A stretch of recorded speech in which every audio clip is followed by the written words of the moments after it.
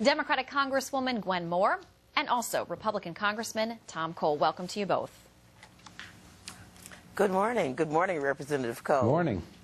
All right, Congresswoman Moore, I'll start with you. Is this a game of chicken that is once again coming down to the wire? Who's to blame? Well, I can tell you it's really no game at all. I don't think anybody wants the government to shut down. But personally, as a person who's going to cast a vote, I don't think that I have to have a Faustian choice between cutting billions of dollars of desperately needed services. Most economists agree that if H.R. 1 were put into place, these cuts would amount to a loss of 700,000 jobs. And I don't think that that's a real choice for me. All right, and just to clarify for folks who don't know, H.R. 1 is the bill that passed through primarily on Republican votes through the House that would cut $61 billion of funding moving forward. We're just talking about the measure to get us funded through September 30th, end of the current fiscal year. Congressman Cole, I want to ask you about this back and forth that we hear there's a deal. There are negotiations that are going on in Washington and across the country with our leaders. You know, initially when the GOP came in offering cuts, it was about $32 billion, $33 billion. Before they expanded to the $61 billion in cuts. So Democrats are saying now that they're offering you $33 billion, close to that $32 million Republicans initially wanted, why can't you make a deal? Well, of course, we're here because the Democrats didn't get their work done last year, never passed a budget, never passed any appropriations bills. And frankly, we're here right now because the Senate hasn't gotten its job done. The House has passed a bill which keeps the government open, reduces spending simply by $61 billion. We think that's the way we ought to go. Now, having said that, we're still waiting, really, for the Senate to actually give us a concrete offer. So, you know, I think the negotiations are good. I hope we can avoid it. As Speaker Boehner said, our aim is to reduce spending, not to shut down the government. But the only reason why we're even close to that is because my friends on the other side of the aisle didn't do their job last year and so far haven't done it this year. All right, Congresswoman Moore, let me ask you, the White House said yesterday in a statement that basically it's encouraging the two parties not to get into ideological debates right now where you're trying to iron out funding.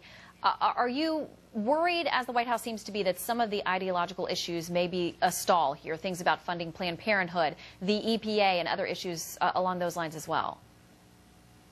Oh, absolutely. I think that that's a non-starter to have these budget writers be a part of the debate. I think there's a lot of low-hanging fruit that people are ignoring with respect to reducing the deficit and even reforming entitlements because of these ideological debates, these set numbers of cuts that need to be made.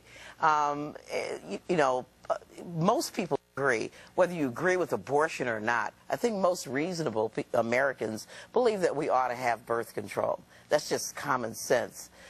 With respect to reforming entitlements, I think we can do that without rationing health care. So I'm very, very concerned about some of the provisions that we're probably going to see on Tuesday with respect to making Medicaid a voucher, really putting a lot of seniors in nursing homes at great risk. I could think of a $500 billion cuts right now by just simply limiting reimbursements to pharmaceutical companies and insurance companies and negotiating with them on price and putting the Affordable Care Act into place to really bend the cost curve of health care. But many of these ideological debates that say that, you know, we can't take monies away from pharmaceutical companies or insurance companies, or we can't raise revenues, will really stand in the way of a good agreement. All right, Congressman Cole, very quickly, I want to give you the final word here. Well, frankly, when you spend money, ideology is always involved because you make choices about what you're spending the money on. So I think some of these debates are legitimate, particularly where the EPA is concerned. Some of the so-called riders passed with overwhelming bipartisan support. That is, there were dozens of Democrats that think the EPA is going way too far in its effort to regulate so-called greenhouse gases. So I think some of these things are on the table. But again, I agree with my friend Gwen Moore that you know, we need to negotiate a settlement. Our aim, again, is just to simply reduce spending, keep the government running in move on to the bigger debate, which I think will start on Tuesday, about America's future. We've got to get entitlement spending under control, or we'll never balance the budget. Yes, and of course Tuesday is when we get the budget looking forward from the GOP side for 2012. We know you still have to iron out 2011, so good luck to you both. We thank you both for your time.